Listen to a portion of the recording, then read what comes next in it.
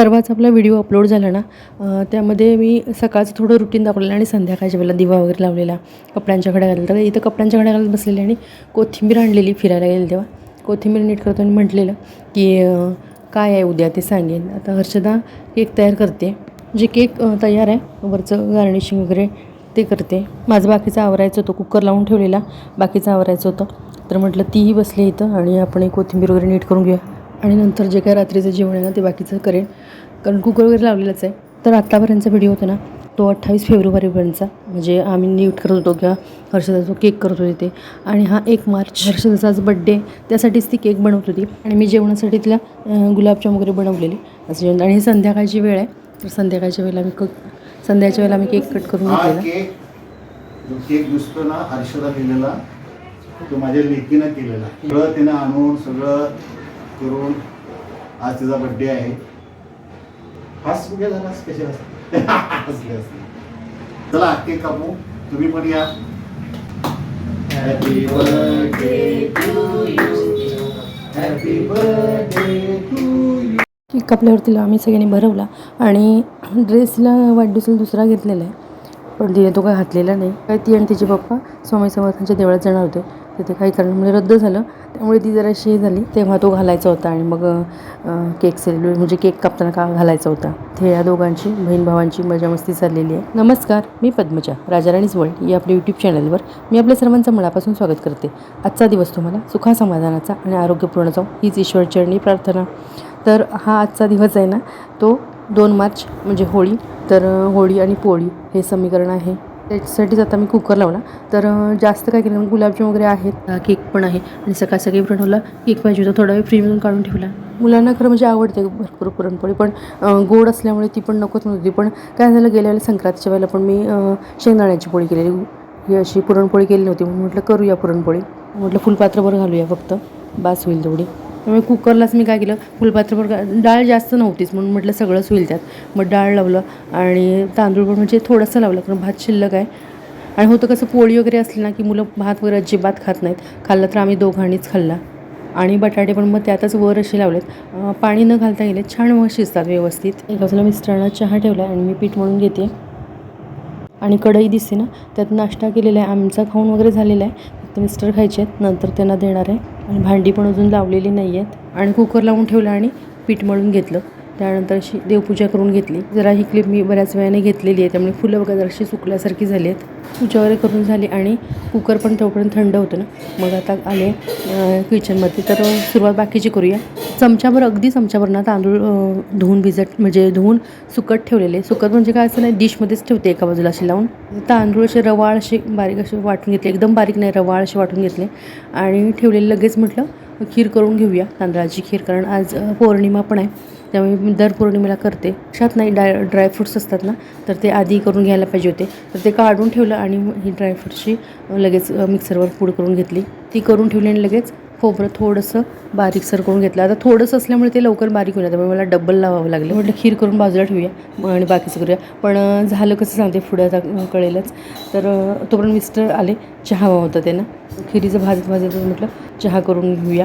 आणि खिरीचं हे करून घेते तुपामध्ये, ते भाजते सगळं, पण दूध नाही आहे. प्रणवला किती वेळ सांगते दूध घेऊन यायचा, त्यामुळे ते नुसतंच तसं तयार करून ठेवलं आणि असं उतरून म्हटलं बाजूला ठेवूया. सगळी त्याची तयारी केलेली आहे, फक्त दूध आणि थोडंसं पाणी घालून ते शिजवून नंतर घेईन. सकाळी पाणी वगैरे ते सगळं भरून घेतलं, ते काही शूट वगैरे केलेलं नाही. सकाळी कचरा वगैरे मारला, कारण ही झोपलेली होती, सगळ्यात सुट्टी असल्यामुळे सगळीच झोपलेली होती.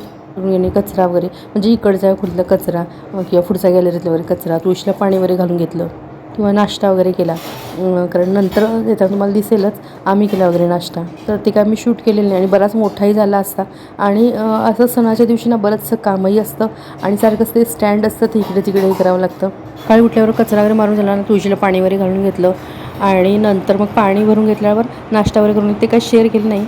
आणि आता हा आवाज येत असेल बघा, रस्त्याचं काम अजून चाललं आहे. आता आम्ही म्हणजे संध्याकाळी मैसूर करते, तरीसुद्धा हे बघा संध्याकाळी रात्री काम चालू आहे.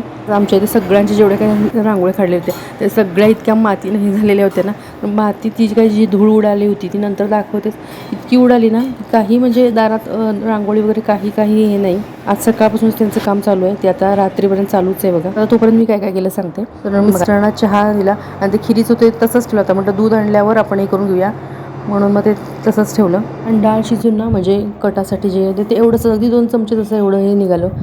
एळवणी म्हणतात आपण तो. मिस्टरांना पोहे देऊन घेते आणि सकाळपासून दरवाजा काम चालू झाल्यावर बंद केलं तरीसुद्धा एवढी धूळ आहे. काही दिवशी असं डबल काम लागतं.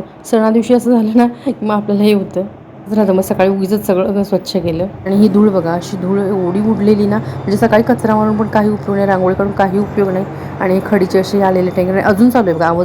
आवाज येत असेल तर आता एवढं वाटतंय. आणि मधी ना आता होळीच्या 2-4 दिवसापूर्वी आम्ही सगळी धूळ काढली, पुसून जरासं मी स्वच्छता थोडीशी केली.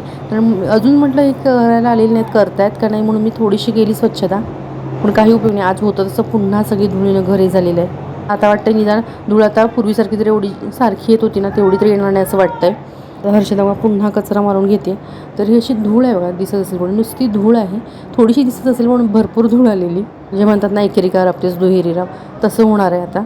तर सांगते आत्तापर्यंत काय काय केलं ते. चहा दिल्यानंतर ना भाजीचं म्हणजे आलं लसूण लावून घेतलं, अजून मिरची आणली, मिरची दूध वगैरे दही पाहिजे होतं, त्याला सांगितलं प्रणवला आण म्हणून. आमटीचा पण मसाला वाटून घेतला, त्यामध्ये तीळ जिरे धणे आणि हे का मी भाजून घेत नाही, लसूण आलं कोथिंबीर ते पण मग अशी बघा वाटून घेतलं ते बघितलं असेल. कुकरमधली डाळ पण शिजलेली होती, त्याचं पाणी काढलं म्हणजे एळवणीची करण्यासाठी. आपण एळवणीची आमटी जी आता मी टाकते ना तर त्यासाठी थोडंसंच होतं पाणी, म्हणून ती डाळ थोडीशी ठेवून त्यात पाणीही केलं. पाणी जर असं कमी असेल ना तर अशा वेळेला असं करायचं, डाळ पुन्हा थोडी वेळ अगदी 2-4 मिनटं शिजवली ना, हरभरा डाळ ना म्हणजे चणा डाळ 2 मिनटं जरी उकळली ना पाण्यात, गरम पाण्यात जराशी उकळायची, आपल्याला जेवढं पाणी पाहिजे तेवढं. आणि ते पाणी मग निथळून घ्यायचं, कारण ते तयार झाले ते अगदीच 2 चमचे होते. म्हणून मग हे असं मी केलं. ते ना हे प्रणव काय दाखवते माहिती आहे काय, आणि सणाच्या अगदी घाईचं जेव्हा असेल ना तेव्हा तो काहीतरी त्याचं असतं चालू. तर तो ना कुर्ता घालून दाखवते, जरासं मोठा होतो तुला, मग तो तर अल्टर करून घ्यायचा आहे. तर तो दाखवत होता घालून. नेहमी कामाच्या घाईतच त्याचं काहीतरी सुरू असतं, इतर वेळेला काही नाही पण कामाच्या घाईतच त्याचं चालू असतं. फरशीवर बघा काही डाग नाहीत, पण आता धूळ हे झालेली ना त्यामुळे तिने असं स्प्रेने पाणी हे केलं आणि पुसून घेतली फरशी. जे नेहमी तयारीकडे दिसत असेल की बटाटे वगैरे हे केलेले, ते बटाटे सोलून वगैरे चिरून घेतले. आणि तेल मगाशी म्हणूनच मी ना छोट्याशा डब्यातलं घातलं, कारण काल किटल्या वगैरे मी त्या घासून घेतलेल्या, त्यामुळे तेल काढून घेतलं इथं ते मोठ्या किटलीत. आणि दूध आत्ता आणलं प्रणवने, तर त्याचा दूध ओतून घेते, कारण खिरीत घालायचं आणि सगळं होतं. पण अभिषेक वगैरे आज होतं किंवा चहा वगैरे झाला त्यासाठी लागलं. आता म्हटलं खिरीसाठी, कारण वापरलं ते म्हणून म्हटलं खिरीसाठी आणि म्हटलं दुसरं ते हे करता येईल.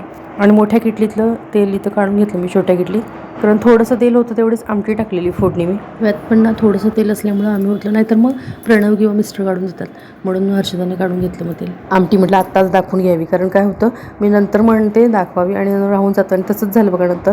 कारण घाई गडबडीच्या वेळेला सहून जातं. आणि आता आवाज येत असतील, आता रस्त्याचं येऊन झालं पण आज होळी असल्यामुळे ना हे आवाज ऐकू येत असतील.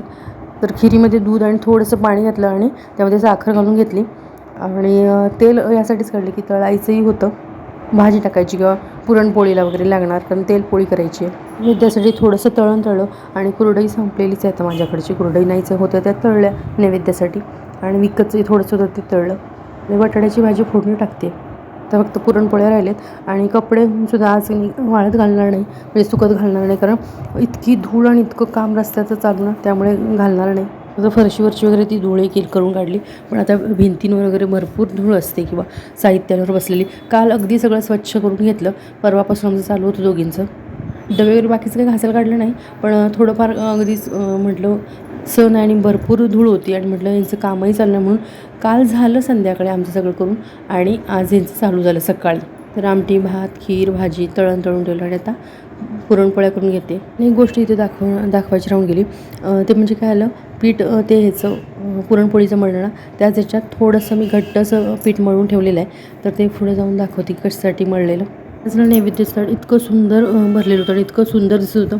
आणि नेमकं म्हटलं दाखवलं वगैरे नैवेद्य, कारण पूजा आधी झालेली होती, नैवेद्य दाखवायचा होता. उदबत्ती लावली मी आणि नंतर दाखवायचं म्हटलं तर ते शेअर करायचं राहून, म्हणजे मी घ्यायचंच माझ्या लक्षात नाही असं झालं.